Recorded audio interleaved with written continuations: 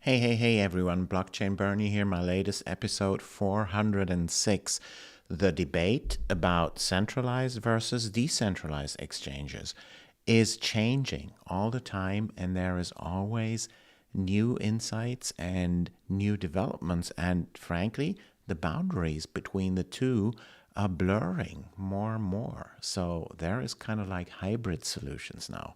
So in this little video, I'll dive into all these details and reiterate first what a centralized exchange actually is and what a decentralized exchange is. So an exchange obviously is a marketplace that accepts orders, both buy and sell orders of the same resource, and brings buyers and sellers together, right? That's the age-old concept of what an exchange is. And most exchanges, back in time, were centralized. You had one person, or later one company, one organization running that exchange and being responsible for the exchange, setting the prices, the trading fees, and all these types of things.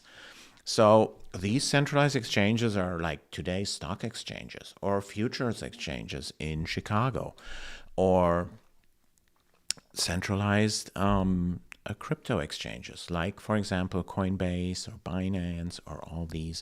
Those are centralized exchanges.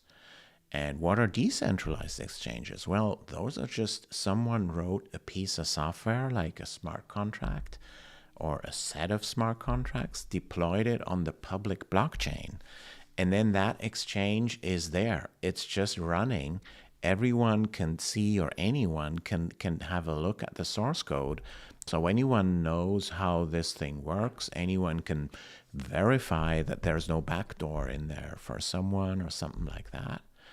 So that's a decentralized exchange, right? It's not owned by a single organization. It's owned by the smart contract that has been deployed there, right? And oftentimes it could still be a centralized organization that deployed the smart contract and that can redeploy it anytime, right?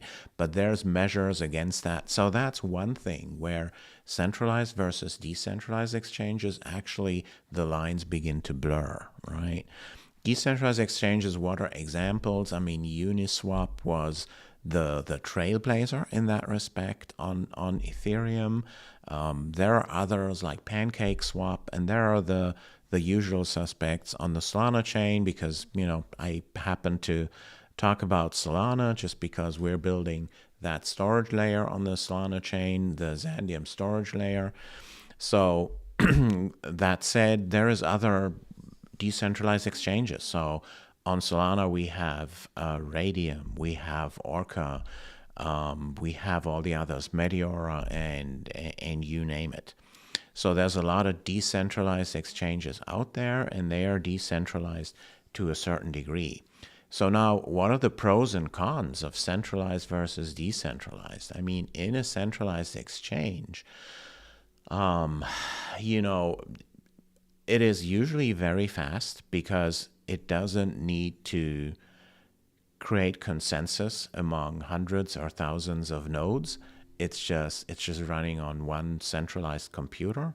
So usually it is very fast. The user interface can be great because they don't need to, when they build the user interface, they don't need to make it all blockchain compatible. They can just use the latest UI, UX things there and make it really user friendly. And you have centralized control, which has advantages, right? If something happens or your funds get lost or something like that, you have someone to call, right? You can go out there and say, hey, I have this and that problem, and you have one organization to go to that can help you, right? So yeah, but it is custodial, right? So it custodies your funds, which means that that your funds will be transferred to their wallets, right? So they could get hacked there. There can also be some regulatory crackdowns that had happened in the past. So those are the cons of a centralized exchange. And to me, the largest con would be just the custodial aspect, right? It's like, I'm in crypto because I own the keys, and I don't have to hand over my assets to someone that I might or might not trust, or that might go bankrupt, or whatever might happen, right? So that's the initial, the original attractiveness of crypto, that the people own it, right? And that's a little bit softened when you go to a centralized exchange, where basically you hand over everything to them. And I would never, never, ever leave larger amounts of crypto in a, deposited to a centralized exchange over a longer time. I would just not do it, because it's not crypto then, right? So yeah, in decentralized exchanges, you're still in full control. It's non-custodial. There's no middleman other than that smart contract, which is not a person and not an organization. It is very well integrated into DeFi, decentralized finance. So you can do lending, you can do yield farming, you can do liquidity providing, you can do all of these things very well in a decentralized exchange, right?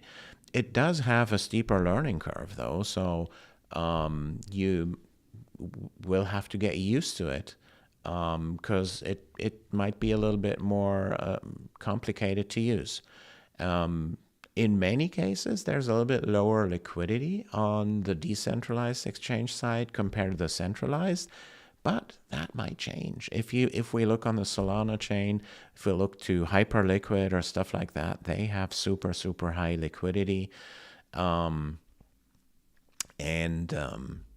so the trends here, right? So centralized exchanges are moving towards hybrid. So centralized exchanges are trying to be more and more decentralized. So they offer like DeFi-like features more and more.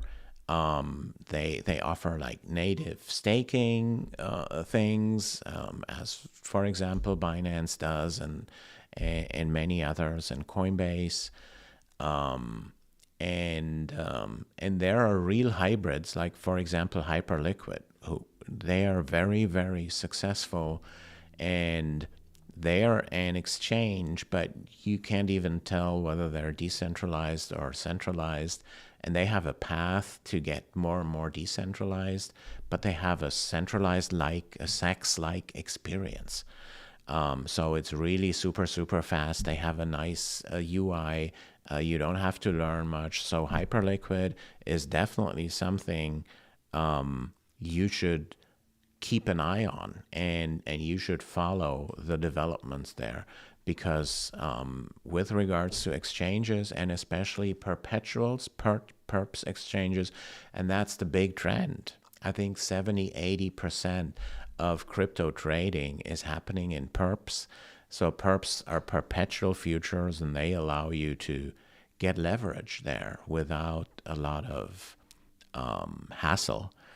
So you can easily just, provide $100, but buy crypto for $1,000, something like that, right? Or, have $10,000, buy crypto for $100,000, or even more in some cases. So that's the great thing about perps. And yeah, perpetuals trading is a big thing, both in centralized exchanges and in decentralized exchanges. So now, one big question that I want to talk about in this video is, what do these exchange listings mean for crypto projects? Like, for example, the Zandium project, right? The XAND token, it's listed on decentralized exchanges.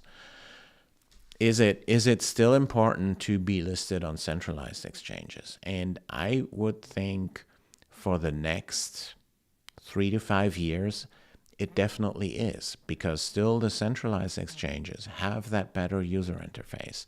They have huge customer bases. They have money to pay for marketing. So they can grow their user base better than the decentralized exchanges can, because they don't have a marketing budget. They don't have a team that intelligently allocates that marketing budget, right? So with these centralized exchanges, they have a huge user base. It's a human-to-human interaction, centralized exchange with their user base. So they can create excitement for their user base. And if they see trends in the mass psychology, they can counteract it and offer specialized services that excite people, right? So they definitely, the centralized exchanges have the better customer relationship because there's a team there. There's a centralized organization, a team that owns the customer, and that for tokens that get listed, you know, that token, that crypto project just gets the exposure. It gets introduced to a ton of new clients that already have the trust in the likes of Coinbase or Binance or you name it, right? And of course, there's always stuff in the press that these companies don't deserve our trust, and some of them never did see FTX. But still, you know, they are organizations, and organizations have a strong sense of survival, right? And once they're there, they're kind of resilient beings in a sense. So these centralized exchanges will give a lot of value to striving projects like the Zandium project, right? And that's something definitely on the pipeline to get listed on centralized exchanges. But for now, we're in that phase where we're actually building out the product even more, getting it to a stable state, and have the product running, and have some apps running on that before we make that next step and list it on a big centralized exchange. So that's the order of things. But this video is just about centralized exchanges versus decentralized exchanges. So yeah, that's my take on it. I believe centralized exchanges will stay relevant at least for the next 3 to 5 years. And there will be more and more hybrids, right? There might be decentralized exchanges that accept some human input through a DAO or something like that, right?